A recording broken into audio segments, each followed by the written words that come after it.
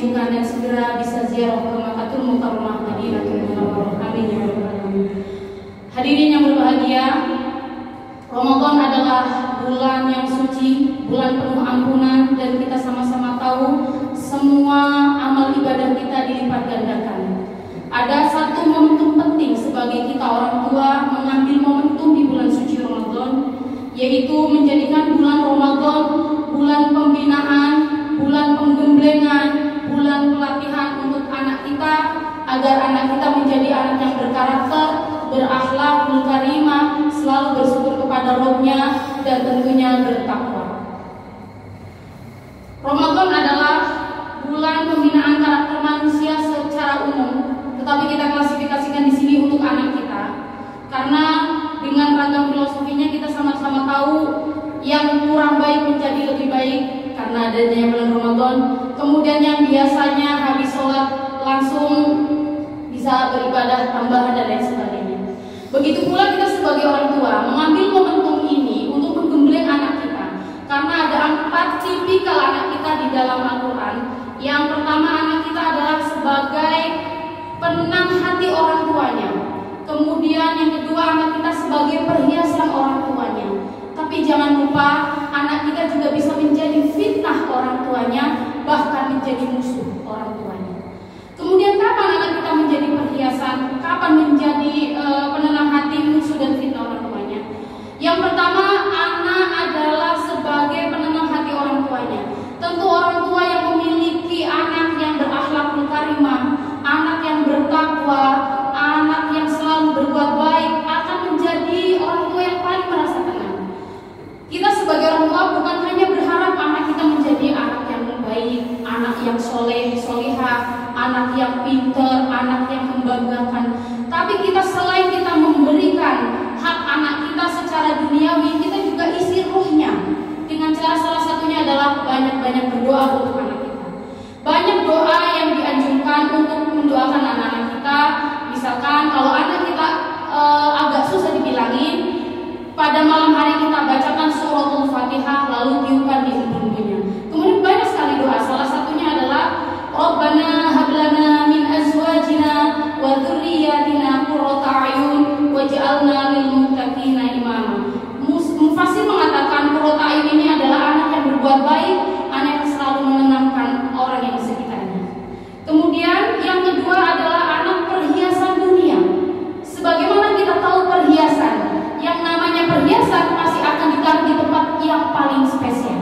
Yang namanya perhiasan pasti akan ditaruh di tempat yang paling bagus. Begitu juga ketika kita memposisikan anak kita perhiasan, maka kita harus meletakkan anak kita sebagai anak yang paling berharga. Ayat Al-Quran mengatakan, Bismillahirrahmanirrahim, Al-malu wal banuna zinatul hayatid dunya wal baqiyatus shalihat. Namun di sini kita harus waspada karena perhiasan sebagai anak kita diposisikan sebagai perhiasan, kita jangan sampai terlena memberikan apa-apa yang anak kita mau. Karena anak kita terlalu berharga untuk kita, minta ini diperbolehkan, minta itu diperbolehkan. Justru itu kita sedang menjerumuskan anak kita. Yang terlena akhirnya dia lama-kelamaan akan berani kepada orang tuanya. Titik lemah orang tuanya akan dijadikan senjata untuk dirinya selalu mendapatkan apa yang diinginkan. Kemudian yang ketiga yaitu anak sebagai fitnah. Na'udzubillah summa na'udzubillah. Tidak ada satupun orang tua di dunia ini yang ingin memiliki anak menjadi fitnah dirinya. Al-Quran mengatakan, Innama amwalukum wa auladukum fitnah wallahu ya'lamu ajrun adim.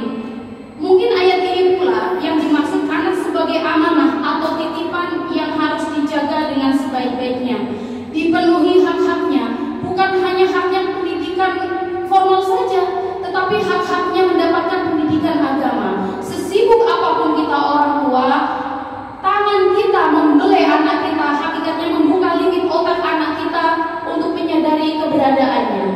Sehebat apapun orang tua memberikan nafkah kepada anaknya, memberikan sekolah yang paling baik, tetapi tidak ada sentuhan ruhaniannya, tidak ada sentuhan dari orang tuanya, itu juga kurang bagus. Untuk itu anak harus anak mendapatkan haknya harus disayang, hak pendidikan, kemudian hak dohiriyah wa batiniyahnya. Batin itu doa-doa kasih sayang dari kita, sentuhan-sentuhan harus dari kita.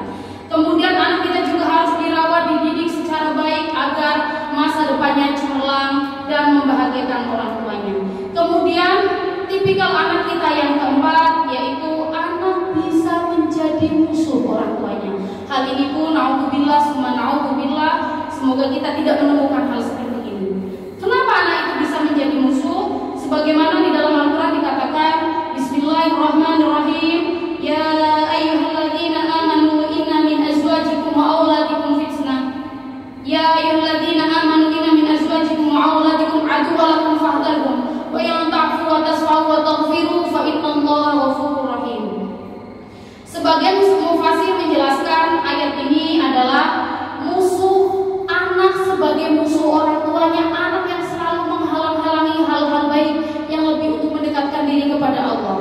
Anak ketika disuruh sholat tidak mau, disuruh ngaji tidak mau, melakukan hal kebaikan nanti dan seterusnya. Lama-lama anak itu akan menjadi musuh orang tuanya, merintangi jalan ketaatan kepada Allah. Kemudian di sini perlunya pendidikan yang sangat dibutuhkan. Kembali lagi, bukan hanya pendidikan formal, tetapi pendidikan agama juga harus diterapkan. Maka orang tua sangat dituntut untuk mendidik, membina anak dengan nilai-nilai agama agar menjadi generasi yang beriman, soleh, disiplin, dan taat di masa depan. Sebab itu Ramadan merupakan bulan yang dapat dijadikan membentuk karakter mulia berada pada anak. Dari sanalah dikatakan bahwasanya bulan Ramadan adalah tarbiyatul aulad. Kita sama-sama tahu puasa itu adalah sebuah kewajiban. Kita orang tua mungkin terbiasa menjalankannya, tetapi bagaimana ketika kita akan mendidik anak kita untuk berlatih puasa? Katanya bulan Ramadan adalah tarbiyatul aulad, bulan pembelajarannya anak. Kita mengajarkan dikit demi sedikit cara anak kita bertakwa kepada Allah. Ayat Al-Quran mengatakan, ya ayyuhalladzina amanu kutiba alaikumusiyam kama kutiba alal ladzina min qablikum la'allakum tattaqun. Penekanan di situ adalah ketakwaan. Yang namanya takwa adalah pelatihan diri untuk melatih mencintai Robnya, pelatihan diri untuk mengakui keadaan Robnya, tanpa Robnya kita siapa. Ketakwaan ini kita juga ajarkan kepada anak kita dari sejak dini. Dengan cara apa? Mengajak anak kita untuk melakukan ibadah-ibadah, terutama pada bulan suci Ramadan, melatih anak kita untuk berpuasa. Tentunya dengan standarnya, tentunya dengan kemampuannya. Tidak mungkin anak baru berlatih puasa kita ajarkan langsung sampai maghrib. Kalau misalkan bisa sampai zuhur, dilanjut lagi sampai asar, dilanjut lagi sampai maghrib, bisa nggak? Bisa. Karena memang sesuai dengan kemampuan anak. Kemudian bagaimana cara gampang melatih anak kita untuk berpuasa? Kita kenalkan yang namanya rukun Islam. Bunyal Islam ala khamsin syahadatu an la ilaha illallah wa anna Muhammadar Rasulullah wa iqamis shalah wa ita'iz zakah wa hajj wa shaum Ramadan. Nah, di sini kalau kita mengingatkan kepada anak kita, kalau kamu mengerjakan Ramadan pada bulan ini, hakikatnya kamu adalah orang yang bertakwa kepada Allah dan ganjarannya adalah surga. Hadirin yang berbahagia, yang sedikit ini semoga bermanfaat. Kurang lebihnya mohon maaf. Wallahu muwaffiq ila aqwamit thoriq. Wassalamualaikum warahmatullahi wabarakatuh.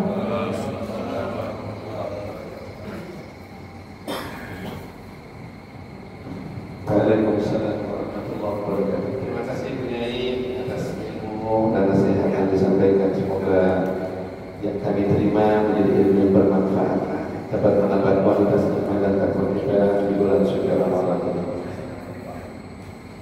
Terima kasih Bapak-bapak hadirin wal hadirat atas mengikuti kajian sore siang hari ini, dan insyaallah nanti sore menjelang buka puasa masih ada kajian kitab unik dan jelang tarawih ada kultum suhur. Kami belum bisa mengumumkan kiai yang akan mengisi karena masih belum tersebar nama-namanya. Terima kasih. Assalamualaikum warahmatullahi wabarakatuh.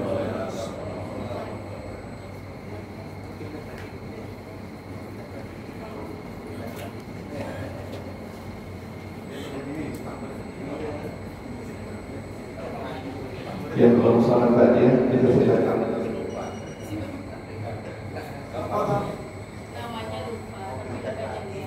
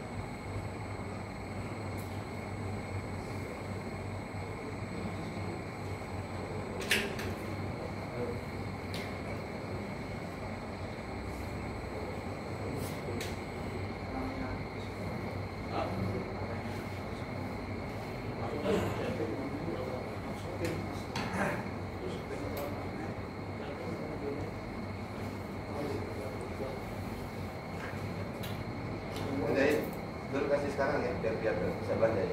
Langsung setting lama-lama lah. Oh dia? Betul.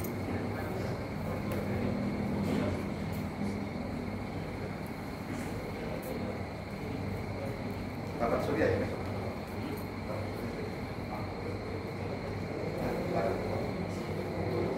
Dia aja belum dimatiin kameranya. Bunyai, terima kasih ya. Belum bisa disebut apa-apa. Tinggal di mana Bunyai? Saya di yang seperti